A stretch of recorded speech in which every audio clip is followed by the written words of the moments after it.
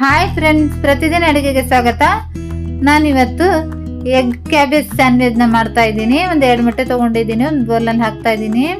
ತುಂಬಾ ರುಚಿಯಾಗಿದೆ ಈ ಸ್ಯಾಂಡ್ವಿಚ್, ಮಾಡೋದು ಕೂಡ ತುಂಬಾ ಈಸಿಯಾಗಿದೆ. 2 ಮೊಟ್ಟೆ ಹಾಕಿದ ನಂತರ ಒಂದು 2 ಟೇಬಲ್ ಸ್ಪೂನ್ ಅಷ್ಟು ನೈಸಾಗಿ ಕಟ್ ಮಾಡಿರುವಂಥ ಕ್ಯಾಬೇಜ್ನ ಹಾಕಿ, ಒಂದು ಅರ್ಧ ಟೊಮಾಟೆ ಹಣ್ಣು, ಒಂದು ಸ್ವಲ್ಪನೇ ಕೊತ್ತಂಬರಿ ಸೊಪ್ಪನ್ನ ಹಾಕಿ, ರುಚಿಗೆ ತಕ್ಕಷ್ಟು ಉಪ್ಪನ್ನ ಹಾಕಿ, ಒಂದು ಅರ್ಧ ಟೀ ಸ್ಪೂನ್ ಖಾರ ಪುಡಿನ ಹಾಕಿ. ನಿಮಗೆ ಖಾರ ಜಾಸ್ತಿ ಬೇಕಾದರೆ ಸ್ವಲ್ಪ ಖಾರ ಪುಡಿನ ಜಾಸ್ತಿ ಹಾಕೊಳ್ಳಿ. ನಂತರ ಒಂದು 2 ಚಿಟಿಕೆ ಅಷ್ಟು ಅರಿಶಿನ ಹಾಕಿ ಚೆನ್ನಾಗಿ ಮಿಕ್ಸ್ ಮಾಡಿ, ಈ ಥರ ಚೆನ್ನಾಗಿ ಮಿಕ್ಸ್ ಮಾಡ್ಕೊಂಡಿದ್ದೀನಿ. ಒಂದು ಹಂಚಿನ ಬಿಸಿ ಇಟ್ಟಿದ್ದೀನಿ. ಹಂಚು ಚೆನ್ನಾಗಿ ಬಿಸಿ ಆದ ನಂತರ ಒಂದು ಸ್ವಲ್ಪ ಕುಕ್ಕಿಂಗ್ ಆಯಿಲ್ ಹಾಕಿದ್ದೀನಿ, ಸ್ವಲ್ಪನೇ ಹಾಕಿದ್ದೀನಿ. ಉರಿನ ಕಡಿಮೆ ಇಡಿ. ನಂತರ ಈ ಥರ ಬ್ರೆಡ್ ಸ್ಲೈಸ್ನ ತೊಗೊಂಡಿದ್ದೀನಿ. ಈ ಮೊಟ್ಟೆಯಲ್ಲಿ ಈ ಥರ ಡಿಪ್ ಮಾಡ್ಕೊಳ್ಳಿ. ಚೆನ್ನಾಗಿ ಈ ಥರ ಡಿಪ್ ಮಾಡಿದ ನಂತರ ಹಂಚು ಮೇಲೆ ಹಾಕಿ ಉರಿ ಜಾಸ್ತಿ ಇಡಬೇಡಿ, ಇಲ್ಲಾಂದರೆ ಸೀದೋಗ್ಬಿಡುತ್ತೆ.